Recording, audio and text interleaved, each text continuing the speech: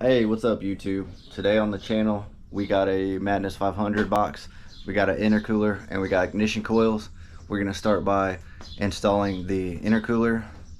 This is not going to be a specific how-to video. This is going to be just a video of how I install the intercooler. If you want to see a really good video of a how to install this intercooler, you can find that on Madness's website at Madness 500. They have a very good video and they go in detail and real time of how to install it.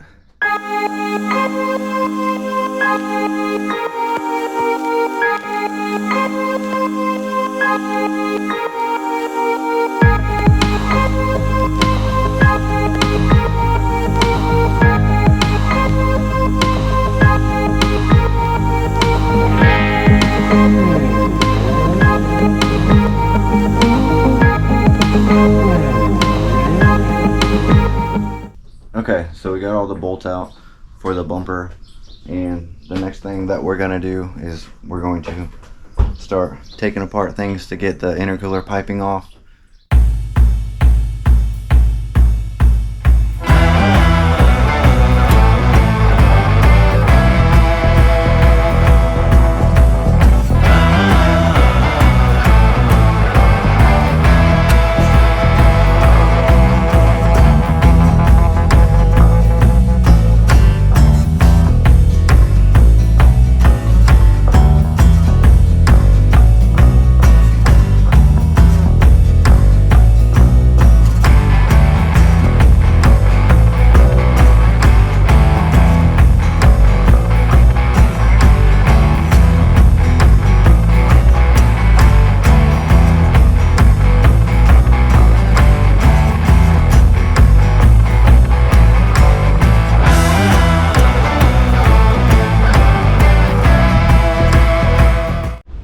Okay, so we got most of the intercooler piping off. A few things that I ran into were I needed some spray in order to bust these rusted bolts off, and another thing is that I had to find a screwdriver to pop some of these bands off the intercooler piping. Some of them that you can see, like this one here, they are crimped on there, and you can see how rusted this is. And there's oil coming out, so that means that there's some residue that made it through to the intercoolers. Right now I've got everything off except right up here. You can see right here is where it's still on the intake pipe, so I think we're going to pull the battery next and then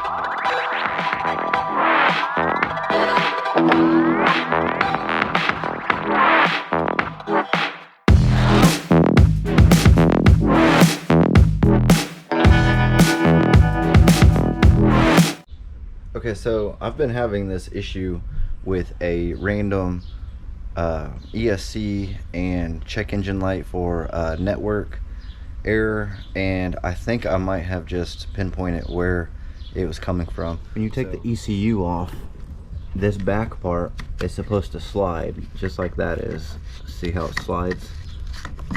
This one, however, is not sliding. It's like if I squeeze this down, I can push it that way, but it wasn't fully seated. So I think that maybe the harness wasn't connecting to the pins as good as it should on the ECU. So if you have the issue with the check engine light of the network error, you might want to check this as well.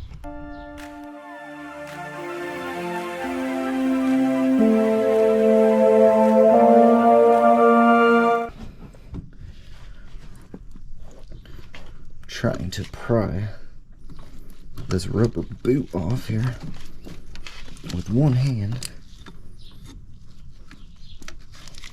This is probably the most difficult part of everything. But I'm using this pry tool instead of a screwdriver because it has an angle to it where you can get leverage. Plastic, but I'm running this tool around the plastic coupler and I can hear it breaking it loose. Oh, okay, so it is loose now. Okay, now we have to figure out a way to break this whole bar loose. Alright, this might be a minute, so let's set it to time lapse.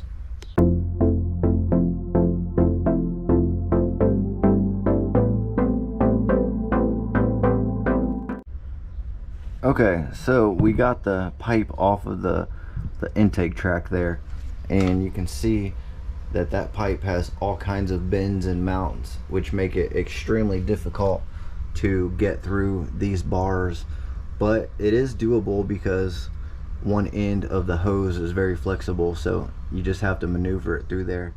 And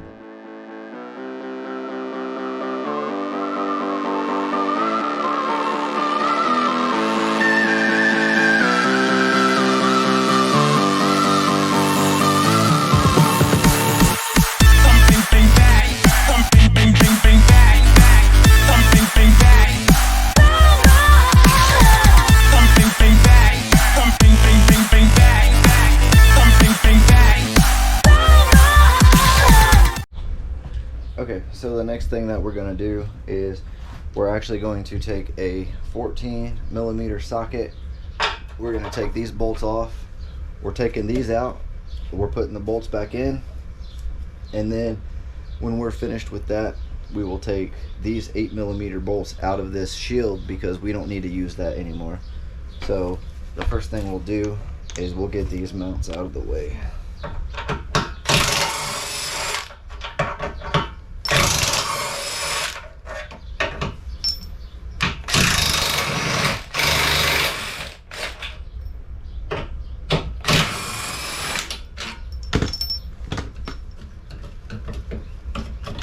Okay, there's a little tab on there that hold those into place, so when you get the bolts out, just be aware of that. And one thing I like to do before I put bolts back in, especially if I ran into rust, I like to spray the bolts. I use this Free-All, and then we just put these bolts back in.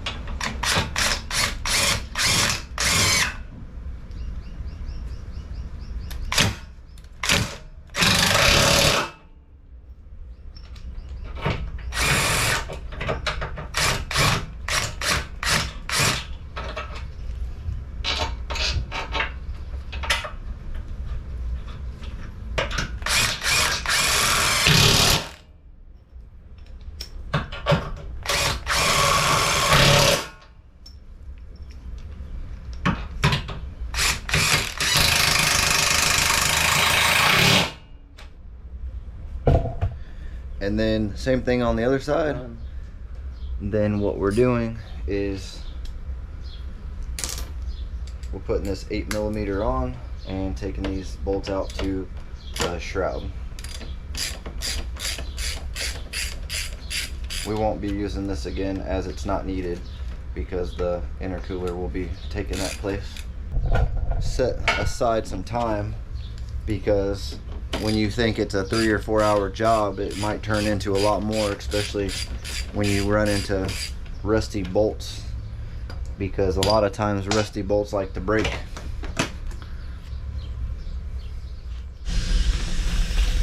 Okay, so the next thing that we have to do is we have to take these mounts that come with the kit and lift this windshield washer fluid up.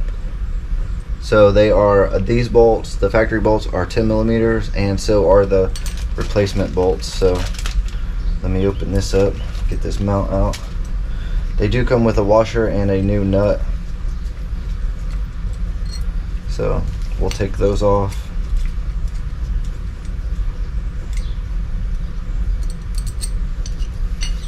Okay.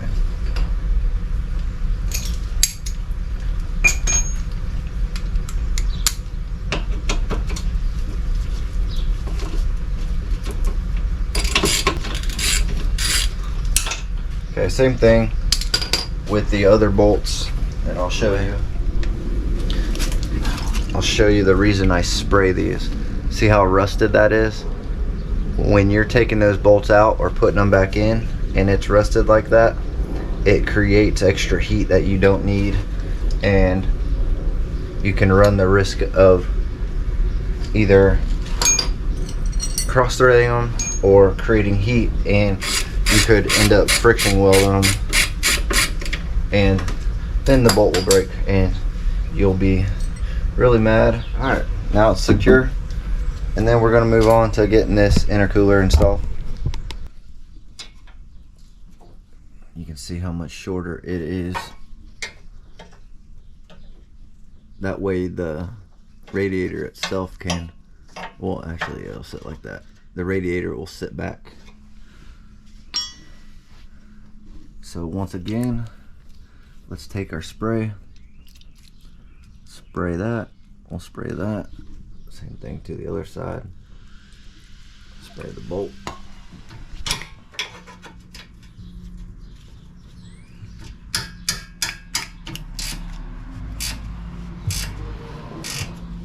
They are very rusty. So we're gonna take and spray that bolt down and spray the mounting spot.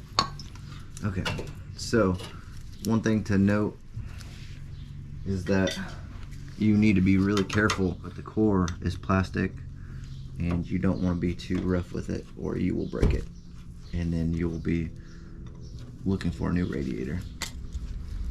Just pop that into place, just like so. It does have a mounting tab right there to get it lined up.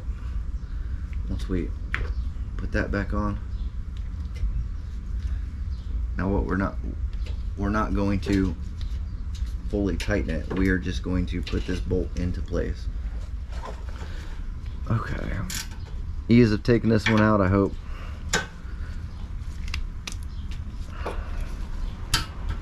Oh yeah, that's much better. That spray is highly recommended. Oh, a little bit of wiggling and finessing it and it'll pop right off.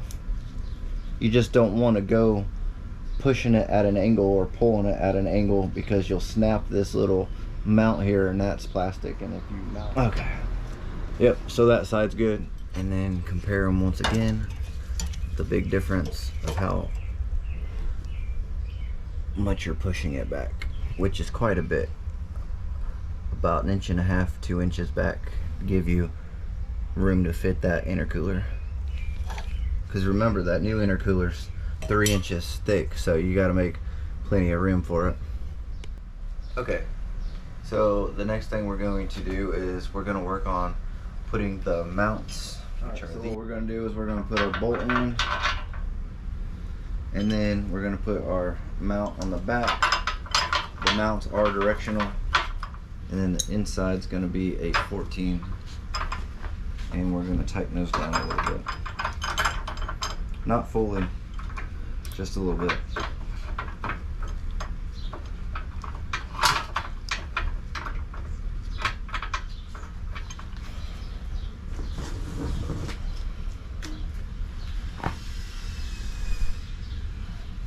Alright, it's time to hang our intercooler. So we have our mounts already mounted, we have them loose. Now it's time to hang this intercooler.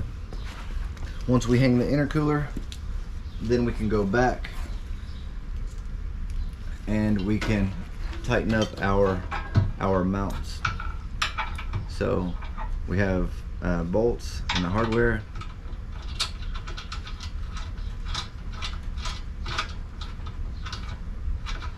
Thread that into the intercooler, and then same thing with the other side.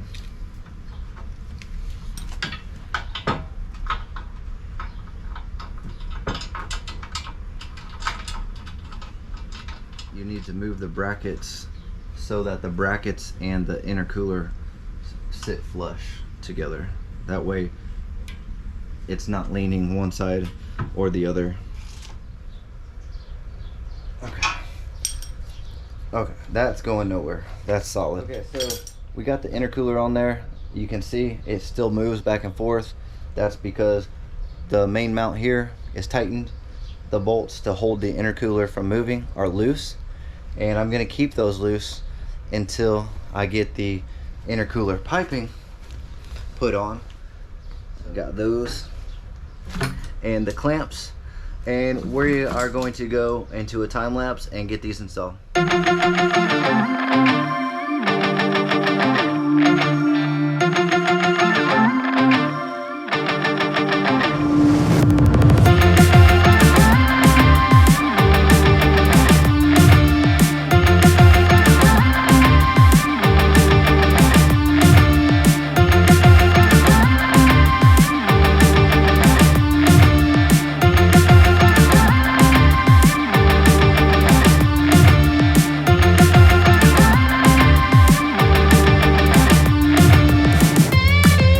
We're back and we got the intercooler fully installed.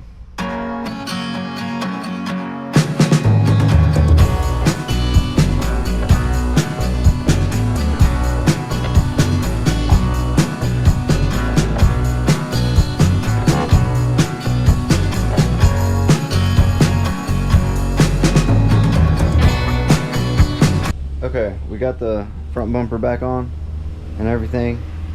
And one thing that I always do before I actually bolt anything back up is I snap all of the lights and stuff back in, and then I give them a test, because all too often do you get everything back together and then you find out that either a light doesn't work or one is blown out.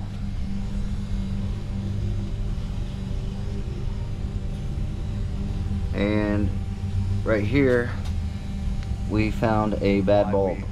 Go ahead and inspect it before we put it all back together, because it saves you a lot of time in the long run and a headache of taking all the fender wells and stuff back out. Or